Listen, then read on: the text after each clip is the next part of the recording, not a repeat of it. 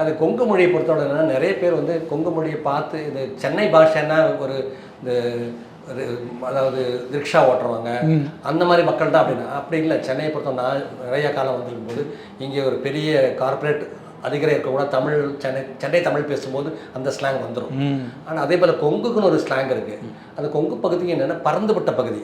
அங்கே கோபியில் ஒரு மாதிரி பேசுவாங்க, ஈரோடு ஒரு மாதிரி பேசுவாங்க, கோவையில் ஒரு மாதிரி பேசுவாங்க, சத்தியமங்கலம் ஒரு மாதிரி பேசுவாங்க. சின்ன சின்ன மாற்றங்கள் இருக்கும். ஆனால் இது வந்து ரொம்ப அழகாக பண்ணியிருந்தார்.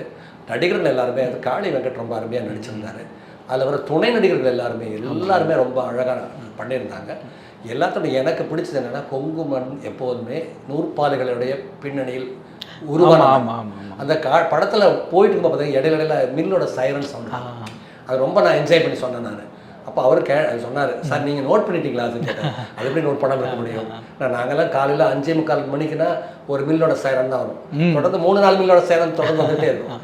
இதையெல்லாம் வந்து நுட்பமாக படம் வந்து சைக்கிள் கடை, அந்த ஒரு சின்ன சைக்கிள் கடை எப்படி இருக்கும், அங்கே சைக்கிள் வாடகைட்டு போய் ஏமாத்துறது, இதெல்லாம் வந்து என்னென்னா ஒரு கிராம மக்கள் அவருடைய வாழ்க்கையை வந்து துளி கூட பிசகாமல் ரொம்ப அழகாக கலைத்தன்மையோடு அது யதார்த்தத்தை விட்டு சற்றும் விலகாமல் அதே நேரத்தில் ரொம்பவும் வந்து இறுக்கமான படமாக இல்லாமல் குழந்தைகள் முதல் பெரியவர்களை எல்லோரும் ரசிக்கக்கூடிய வகையில் எடுத்திருக்காங்க.